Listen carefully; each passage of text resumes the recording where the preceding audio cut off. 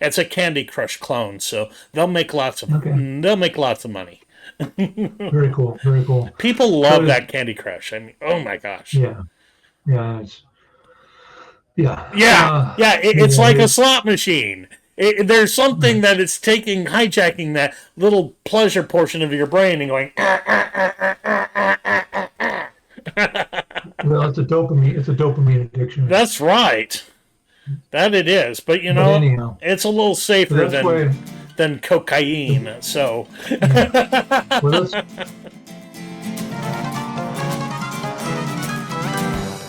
laughter dances with truth in mostly fictional tales, where reality and fantasy engage in a tango. Welcome back, folks, to Mostly Fictional Tales. We're diving into part two of my conversation with the incomparable Chris Schuring, a visionary, problem solver, and returning guest extraordinaire. Last time, we tackled algae and the Kyoto Protocol. This time, we're turning the dial to energy generation. From assembly lines to powering the world, Chris has insights that will leave you thinking, well, why didn't I invent that? Buckle up as we discuss the big ideas that are shaping the future, all of it decorated with a vast selection of art generated via Midjourney. And they certainly are eye-catching, and they right. have such an incredible variety that even if something's not a very pleasant image, it might be the perfect image for something that you end up wanting to show. Sometimes Right. art is not something that makes you smile, sometimes art is something that makes you frown. But Well, art as a mechanism is emotion driven. So yeah, the idea is that art should drive an emotion of something. And if it's not, then it's not art. It's just I don't know what you would call it, but it's not art. I'm right with you. I know what you kind of tell art by what it does. You know, and images Correct. that make people feel emotions is what art does. And whatever That's right. tool that you're using to create that, that's all secondary. People should be honest about what tools they use to make art. Right. Bottom line, I cannot draw a literal any of these images. I cannot. I have no drawing ability. However, Right. Midjourney does, and so that is Right. a human-machine partnership that That's right. I think is going to be the strategy for the future. Yep. No, and I like it. I like it. And so, that's a value add. And certainly at this point, it's not a value add that makes enough money to pay all the bills every month, but you got to start somewhere. Yeah, I got to Um, start somewhere, and if I'm not getting hired by somebody out to do this, then I at least have a stable of work that shows, yeah, I can do something very interesting. All right, so but now now you were doing solar. Did that correct. that seems to be a very crowded marketplace now? Am It, I it is correct? it is a crowded marketplace. It depends upon solar energy. I'm a firm believer in it. I have solar on my house, Yeah. and I'm a firm believer. If anybody asks me if they should get solar, I don't care how big their house is. I tell them yes, you should get it. So I'm a big believer in it. We've had it for going on I think 4 years now in our house, and we have no power bill. And my neighbor doesn't have solar. He pays $300 a month. I'll let you figure that out, right? Yep. Yep. Yep. You can do the Um, math on so that. yeah, but the Multiply by challenge, 12. Yep. yeah, and the challenge is in the residential solar market, it's more about financing than it is about creating energy. Okay. So Okay. the industry has turned to be more of a financial model Oh. uh, than it is about making energy. Now they So, still make energy and it's still good, but but it's primarily they're in the business of getting money to homeowners so the homeowners can then buy the system.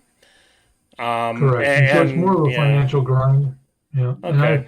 I didn't have any interest in that, so I I actually feel did you. commercials. I did commercial solar. Okay. Um, And what we did was what was called feed-in tariff programs, which meant that we were making solar ground mount solar systems and selling it to the utility.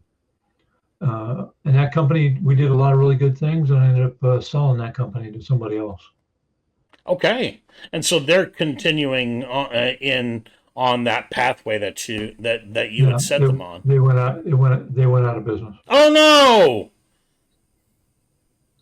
I need. And I'm gonna change that for this.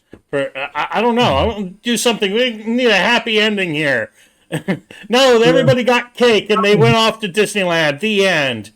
Oh, okay, there. yeah. I fixed it. I fixed it. They all went to Disneyland.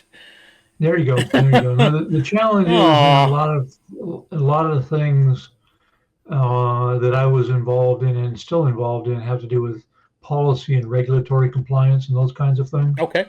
And all it takes in some of these industries is one major player to change their policies.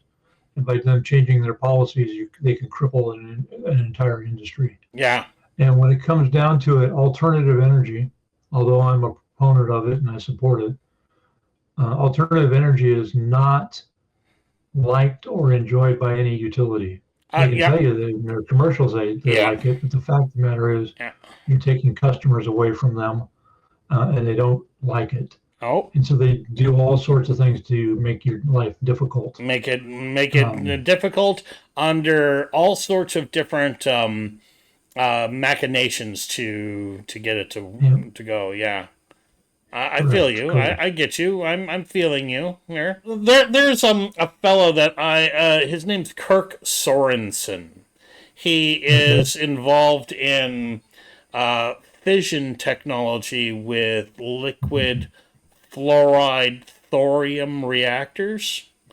That renewable energy, yeah, that's all great, but you're essentially needing to put out a very wide net to trap a very thin gruel.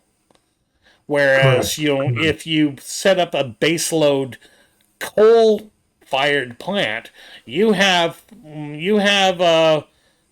power that you can rely on for as long as you don't have to turn it on and off all the time. You've got coal plants need a certain amount of time to turn on, warm up, to be able to get steam pressures in order to have electricity. So you can't just turn them on and off like you can with a battery or something like that. Correct. I'm very familiar with those technologies, and the challenge in this country, in the United States, especially in the West Coast, Yeah. starting either a new biomass plant or a coal-fired power plant is never going to happen. Yeah.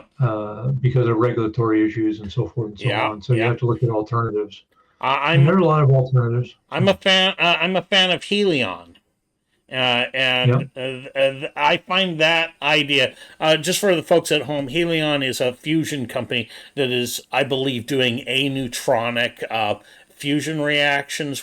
They essentially fire packets of the fuel together into a fusion chamber, and the magnetic confinement of these charged particles reacts with the magnetics of the containment. So the outward force of the fusion reactions push out against the magnetics, and somehow they're able to collect that electricity off of that outward force on that fusion reaction. Am I close to my understanding being correct? Pretty close, and it's so early in the, I'll say 1990s, late 1990s, somewhere in there.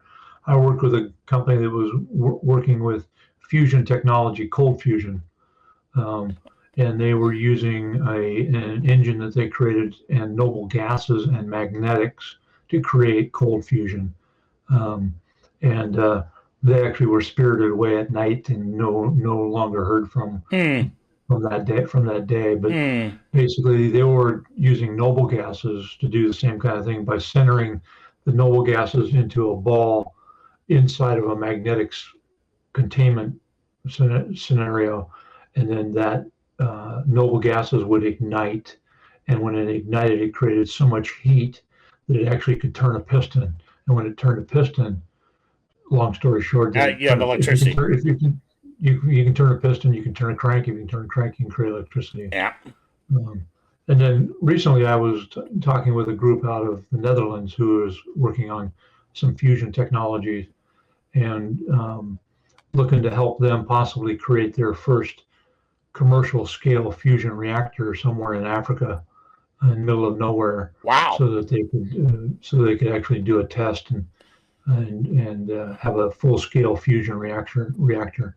So I've been consulting in that recently. I think that in the area of energy generation, there is a very, very exciting future in front of us. Every time humans have unlocked a new fuel source from back Right. when we used to be creatures that roamed around the savannah and could figure out how to make fire on command. Right. That opens up foods that we could not eat if they were raw, like cassava and other things that need to be cooked in order for us to eat. Right. Well, potatoes, actually, is potatoes. You can't eat potatoes raw. That no, not really. I bet you. well, you can once until you get sick, but Eh, yeah, Now I'm but not for that. But yeah, every time that we have some a new way of getting energy and to make it do work for us. And we are entering an age in which we're going to need electricity to run a lot of AI applications that will right. free up humans to actually do other things that humans are good at. Right. You Well, and know, the thing that people don't, in a Western civilization, we have a first world problem, right? We live in the first world or whatever, uh, but they don't understand in the use of electricity in a lot of parts of the world. When the sun goes down, there is no light. yeah, When there is no light, there's no education, there's no life, there's yep, nothing. People die because of medical emergencies because there's no light. yep. Women and children die in childbirth because there's no light. So electricity can help increase the mortality of humans Mm-hmm. and education and a lot of different things around the world. So it's not just food; it's It's human safety. existence. It's Well, safety. It's everything that we aspire to as humans to create more for our fellow humans, and I think that's an awesome thing that we're involved in. well, we're in a highly connected world, right? Getting more And because connected we're in all a the highly time. It's not going to go backwards unless there's no, a no, major breakdown. It's not going to go away. no, Nope. no, no, it's just going to go forward, and more people get connected every day, and those people, all those devices, all that connection, all that industry that people are getting involved in that needs power. Needs power. Um, and the other Water, thing we're working water, on is fresh, clean drinking water is, something that Bill Gates said recently. I heard him saying, clean water everywhere is completely doable. What is not doable is the amount of electricity in some places that it would take to make all that water, to scrub it, to desalinate it, to pipe it to some other place, pump them around. And cheap energy is something that will change right, land mass around wherever. Imagine a Sahara desert that has had a greening being done because we can pipe in enough water to make it happen. I think that right. I'm excited for the future. Um, Well, I'm that's why we're in the water business. I'm a little worried about bumps along the way, but on the whole, I am very very enthusiastic. I think bright things Right, are in our future. right. Well, that's my core company. We're involved in atmospheric water generation, the design and creation and manufacturing of equipment to take water out of the atmosphere and use it for drinking water, Oh agriculture, yeah, technology, and all those kinds of things. So yeah. we're right in the heart of that. I can talk about water all day long, You know what? I think we different should. aspects of it. I think we need to talk a little bit more about that. Right, right. Well, and it's like right now we're probably at the end of this month, we're looking to buy a 60,000 square foot building here in the area. Okay, When we buy that 60,000 square foot building, there's four companies we're putting into that building, okay. manufacturing companies. You said four companies that are being moved into this rather large warehouse space. Are It's they more than a related warehouse. companies? Do they do Yeah, interlocking business? What's going on? yeah. Well, yeah, and So my business model, I'm writing a paper. I'll send it to you when it's done here in the next 2 weeks or so. Oh, right on. I'm writing a paper and a book on a business model I created called the spherical economy. And the idea of the spherical economy is to take a look at the circular economy, but expand it from the linear to the spherical.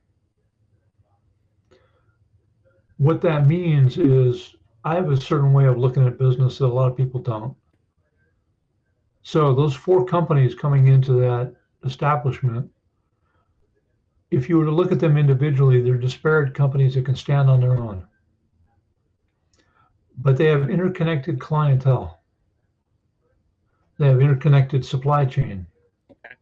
They have interconnected engineering and technology requirements. So by putting them all together and leveraging those interconnections, right, in manufacturing and engineering and deployment, Yeah. it allows all four companies to lower their cost of goods. Because instead of buying one bolt, I'm buying four. Okay. Instead of buying one piece of sheet metal, I'm buying four. Okay. Right? They all have the same, there's a lot of components are the same and those kinds of things. So I'm buying multiplicity through my supply chain, which allows me to pay less for my products, which allows me to create my products with a lower cost of goods, which makes me more competitive in the marketplace. Always looking for the Right? competitive edge. That's the That's the correct. that's That's correct. our that's what we have our civilization built on right now. Right. And so using the spherical economy, I can take those four companies, put them under one roof, and leverage all of their hard skills, soft skills, the legal, HR, all those kinds of things. We have one HR department for all four companies, Okay. not four HR departments. So One. these four companies now are under one name, or are they still No, all doing business as their separate names? And they're doing business as their separate names, but we're providing all of their HR, all of their finance, all of their legal, so they can focus on manufacturing. you know what? That if that's what your business is, do you really want to be doing those other things? That's correct. I mean, We don't. no, no. We don't want to be doing those. No. Well, and I've worked in DoD contractors. I've worked in lots of different companies. I started my technology background at Atari a long time ago. Those kinds Again, of things. once again, you worked at Atari. This makes you, in Yeah, my book, and one of my friends, Carrie Houchins, would really find you to be numinous, almost saintly. Saint Chris Schuring is what she might say. She might say that, yeah. but she's more creative than I am. So, Yeah. Carrie recently was an engineering manager with Oh, Riot Video Games, okay. and she is now starting her own Wicked Fox Studios. Okay. Cool. They just started that. They've got a demo of a game that they've developed. It's a Candy Crush clone, so Okay. they'll make lots of money. Very cool. Very cool. People So love that Candy Crush. I mean, oh my gosh. yeah, yeah, yeah. Yeah, it's Yeah. like a slot machine. There's something Right. that it's taking, hijacking that little pleasure portion of your brain and going, Well, it's a dopamine. It's a dopamine addiction. that's right. That it is. But But anyhow, it's a little so safer that's why. than cocaine. So, Yeah. Well, that's why we put all these businesses under one roof, and so we can leverage all these aspects. Same thing, we're going to have one finance company, but we're going to have two or three finance companies in the building. okay. We're going to have one legal department, so everybody can use our own legal department, right? That way they don't have to worry about all of that. And it's all about cross billing and making money. Everybody's going to do well and all that kind of stuff. But the idea of the spherical economy is to leverage more than just goods and services. It's about leveraging assets across the spectrum of product development, delivery, supply chain, that kind of thing. Given the right information set, you could Right. definitely have an AI application be able to point out those opportunities for supporting that. For Correct. example, making sure that your products are available in New Jersey, because that's where they Right. would have been needed. But if you didn't know, the AI said, hey, they're going to be needing, a bunch of these in New Jersey, Right. you wouldn't know about it. And Well, it, we're going to have like one Salesforce, one NetSuite, one all of those kinds of things, so that from a cross-platform point of view, we're already working with a company to write an AI program over the top of everything, so the AI program can point out those consistencies and those cross-market and cross-platform opportunities using artificial intelligence to make that happen, so that from a managerial point of view, if somebody in the light bulb group orders a light bulb, we know, hey, we need actually 15 of those, so let's order 15 of them, not just one. yeah. Right. So that's what we're doing, and then we're also going to be opening an innovation center called E equals MC22 that I've designed. Uh-oh. And That E sounds like equals MC. that sounds like a very compounded number to me, to the It 22nd is. power. Again, all Well, the and math nerds out there are celebrating the math joke I just made. yeah, yeah, And then yeah. I tell them, so I realize my math joke was not all that good. So there you go. Yeah, I will take your pity laughs, though. yeah, Thank you out I take there. them all down. You out there, I see you. You out there who's watching this right now. I see you laughing, and I thank you for that. I too as well. I too as You well. see, Chris So sees you as well. yeah, yeah. So the E equals MC22 is a play on E equals MC squared from our friend Einstein. And basically, it talks to engineering and manufacturing and collaboration for the 22nd century.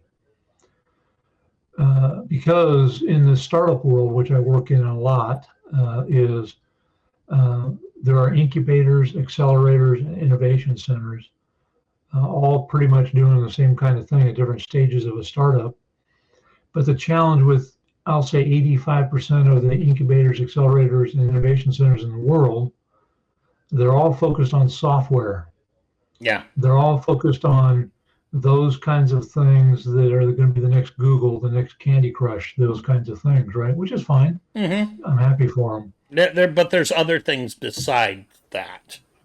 Right, That like I was our talking country this our country does not run off of Dunkin' Donuts alone. pretty close, but I was talking with somebody today, and they have a product that has to do with creating energy with wave technology and those kinds of things. Okay. Well, the challenge with that Durability. is, no, I'm not even going to worry about that. Their durability is another issue altogether. But okay. the problem is they need a manufacturing facility to manufacture their product. Okay. Well, the problem with getting a manufacturing facility is most people, when they say I need a manufacturing facility, they have no idea what they actually need. Yeah. Space-wise, personnel-wise, equipment-wise, they just say I need a manufacturing. I'm going to go and lease a 5,000 square foot building.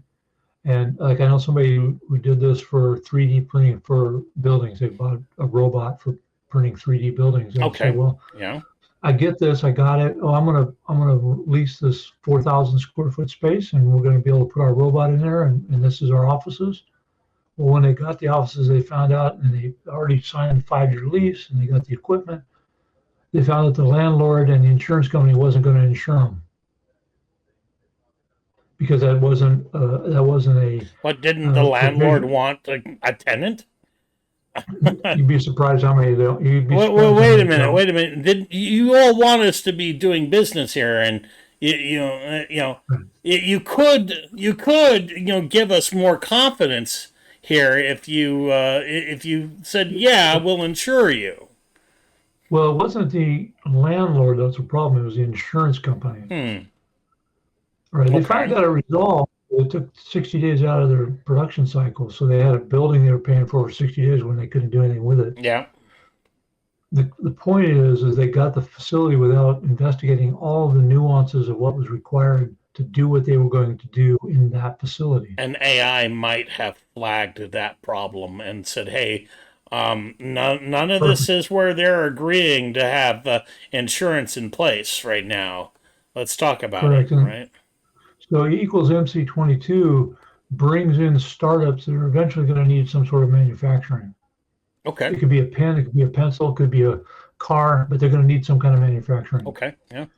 That's going to require engineering. And we need to collaborate together in order for them to be in business in the 22nd century. And so in that innovation center, we're going to use virtual reality, augmented reality, the metaverse, AI, and everything else that we have access to create virtual reality manufacturing facilities. You know what I'm imagining right away here, Chris, is being able to say, hey, you need to have X number of billets of cold rolled steel that are stored on site. Okay, where are you going to store it? Oh, it's going to be here. All right, how do you get the forklift to it? All right, and because you need to move that billet around with a forklift. And so you need to have enough driving space around there. But you all wanted to put your welder shack out there because it was with the billets. And now the forklift can't get around. Your AI might have been able to spot these things and say, no, let's change the geography of where you store these things so that you have where you set a billet down and you're not going to have to move it again until you are ready to work with it. Because you don't want to spend your day shuffling around things multiple times if you don't have to. Well, all that costs money, Yeah. right? Yeah. And so we'll build the whole thing in virtual reality so that we can move things around. Oh, we need to move this 3 inches that way for safety reasons, or we need to move this for that. And then we'll have and then we can say, oh, now we need to produce 300 of our units on a monthly basis. Run the assembly line through virtual reality and augmented reality. Run the assembly line. How many can we actually produce with this assembly line? Oh, we can only do 200. Well, then we've got to change the assembly line. How answer all those questions before you go buy a building and bolt it to the ground. So like let's say this is like a food manufacturer and they've Right. got a lot of these little production lines where they're moving product around on conveyor belts and little dividers. And Right. is the system sophisticated enough to be able to spot problems in that, or is it just not? It doesn't have enough knowledge about the way a burrito will move on a kind of thing. Well, you can engineer all that in, right? Those are all questions that can be answered. So yes, Yeah, and so that's why I'm thinking about the same kinds of questions that right, that e to the power of 22 will actually right, be able to help people with. Is that correct? correct. That's correct. And so like on our advisory board, we have a gentleman on our advisory board who's a professor at UC Berkeley and 2 other universities who has 35 years in manufacturing experience from NUMMI and Toyota manufacturing plants. Okay, I'm Toyota. They've got quite the facilities to make Right. cars. And Yeah, yeah. I've toured car manufacturing plants in China and those kinds of things. And so it's basically looking at that and asking all the right questions, getting some of the answers, and then asking more questions to get better answers, right? But doing that in virtual reality costs a lot less than if you've got a building that's too small or too big, or you've built your assembly line where there's a safety problem. Yeah. Because it's not just about the product, it's about the usability of your manufacturing. Is it safe? Is it going to meet safety standards? Is it going to, like if you're going to do a food product, does your manufacturing meet good manufacturing practices? So there's a whole policy set around food production called good manufacturing processes. And it follows the FDA, right? And if you produce food at a large scale and you don't have good manufacturing practices in play, Yeah. you Yeah. can't sell that to the human consumer market. That's The right. federal That's right. government won't let you do it. That's right. Because we have a history of people who sell unsafe things to eat and people get murdered. Well, maybe not murdered, but they do die or get sick. So yeah, the rules, while you may not like rules, buddy, they are a good idea. But And you the know, rules are different in different regions of the world. So you gotta ask where do you plan on creating your manufacturing plant, and then go with the rules from that region of the world. well, you know what? As far as rules go, I was always taught that rules are made to be broken. But that was because I was taught how to do rules in theater. So, Yeah. well, you know, friends, this has been a great sit down chat with, and I've got a lot more questions here with Chris. So I hope that you'll come and join us back for another segment No here. problem. Anytime. You know, if you like what we do here on Mostly Fictional Tales, you can help out in a couple of very easy ways. Like, share, and subscribe. But if you're a real difference maker, head over on to Patreon. The link is in the description below. I need $5 from you. Thanks a lot in advance, and I cannot run this show without you. I have, for the moment, been your Captain Rathgar, and I advise you, you be good. But if you cannot be good, don't be caught. Very good. Very good.